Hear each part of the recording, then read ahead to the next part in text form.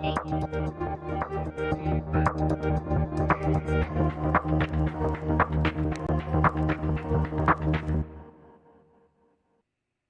everyone, it's technology expert Burton Kelso here with another tech tip to help you get the most out of the technology in your life. Today we're talking about how to utilize Google Gemini's personalization and memorization process. Every chatbot is going to a memorization process to make prompts a little bit easier to dictate. When Google Gemini came out February of 2023, it was necessary for you to create long prompts and feed it information about yourself every time you wanted something personalized. Now, one of the advantages of Google Gemini is that it is one of the few chatbots that has an internal database and access to the internet. So if you were to ask it questions about yourself, in most instances, it would find that information by going to the web because it's Google, right? But now Google, trying to play, well, I shouldn't say catch up, but trying to emulate other chatbots such as Microsoft Copilot, ChatGPT, and Perplexity, have a memorization process and it is automatically built in to the chatbot, unlike Perplexity and ChatGPT, where you have to input your own information. That's for another video. Right now, we're concentrating on Google Gemini. So let's get started on how the personalization process is going to work. But first, let's give a little background about Google Gemini, because I know most of you out there are using ChatGPT. So Google Gemini came around the scene about 2023. Yeah, that's right, because ChatGPT came out in 2022. So anyway, Google Gemini was called Bard, but they called it Gemini now. So anyway, to give you an example, what it will currently do without the memorization process, but it'll help feed it, I can ask Gemini, what as Burton Kelso, the technology expert, been up to lately? So we put our question mark. We're going to send our prompt off to the races and see what the results are. Gemini's thinking. And I've been busy. So yeah, I regularly appear on these shows. I don't know where the Black News Channel came from, but that's internet. Keynote speaker, that I am. Online presence. You're watching me on YouTube right now. My last video, oh wow, recent video, how to disconnect from your tech, back in March of 2025. I own a computer repair company and it gives me links to everything that it knows about me. Now, that is one way that you can feed Google Gemini as far as information about you. But keep in mind with Gemini, every prompt that you put in that pertains to personal information about yourself, Google Gemini is going to remember all of that information. Where does it get that data? Well, one of the first things is from your prompt history, which in Google Gemini I love, because the prompt history, which is on the left-hand side of Google Gemini, allows you to not only go in and rename your prompt history, so that way you don't reinvent the wheel with your prompts, because sometimes with AI, you're like, man, that was a good prompt, but I couldn't remember what I said. So not only can you rename your prompts in Google Gemini, the other thing that you can do in Gemini is to pin those prompts, like, using this photo, can you turn me into a claymation model? I think that is pinned, and if we go to it, lo and behold, it's like, I'm not able to do it because I am a large language model. I don't understand that. So let's unpin that, but let's go back to recent activities for Burton Kelso. I can click on pin, and I can rename it, and then it'll pin it and save it at the top. That's one of the best things I love about Google Gemini. So your prompt history, as far as the memorization process, plays a big part in how Gemini is going to react to that information. Other things that you need to look at as far as your memorization are the following. Going back to Google Gemini on the browser, let's go in and let's take a look at a couple of settings. First, we can go into activity for Gemini, which is right underneath your prompt history.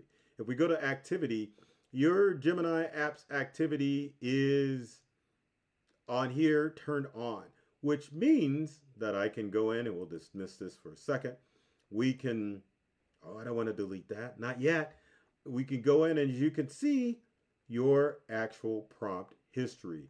And as you can see from all of the prompts, I can see what I've done, but then also too, I can delete either that prompt for that day or I can delete the entire day of prompts. And so this is where Gemini is getting all of the information that it knows about you in order to help the large language model work.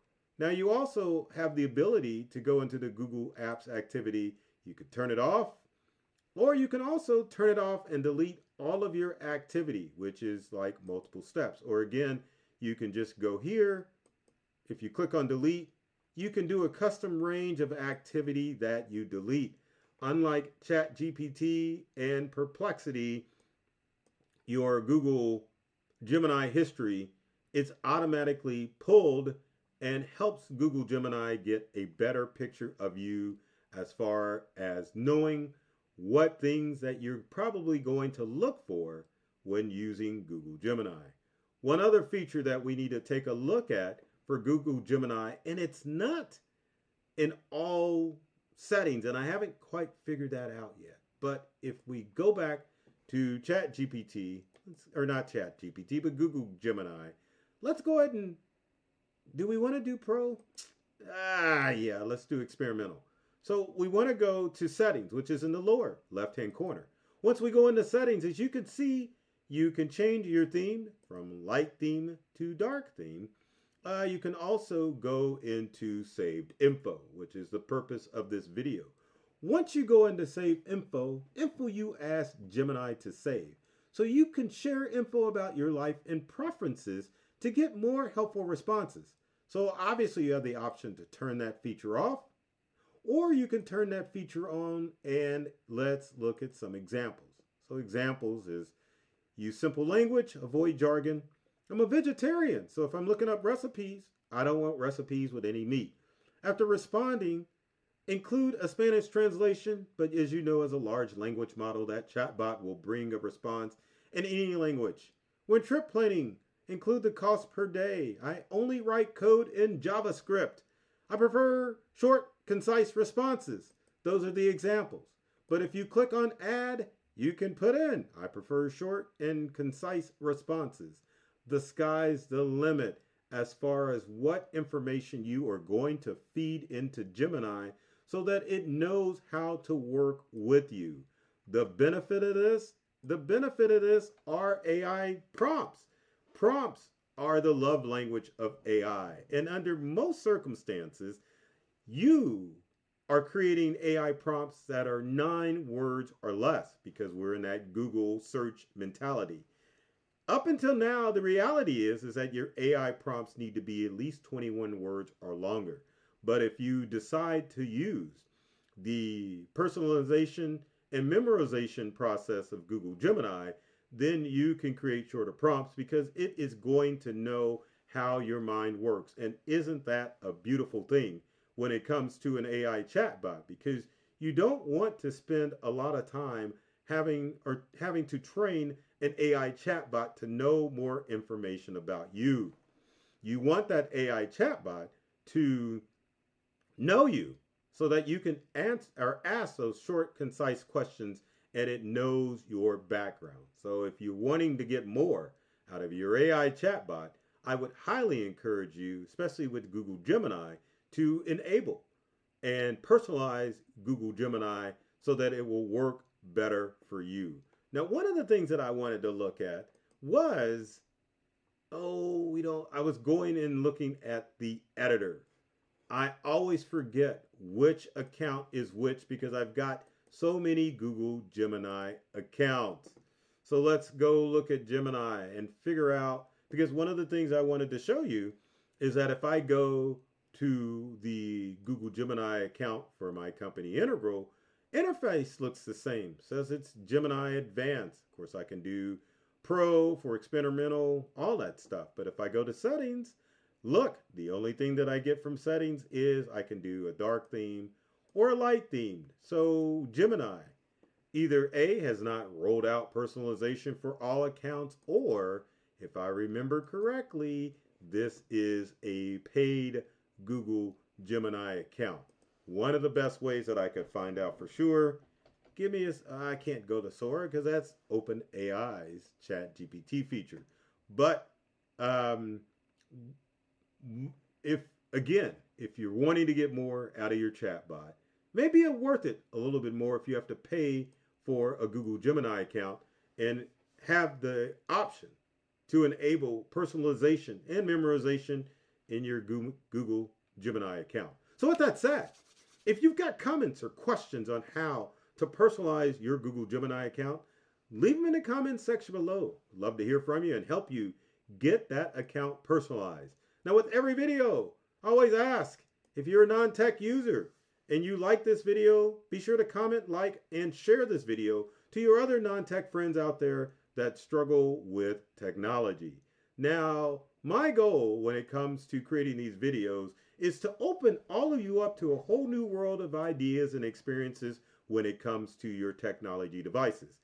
I love technology. I've read all the manuals, and I'm serious about making technology safe, fun, safe, and easy to use for everyone. So take care of yourself and do many things to make you smile, and thanks for watching.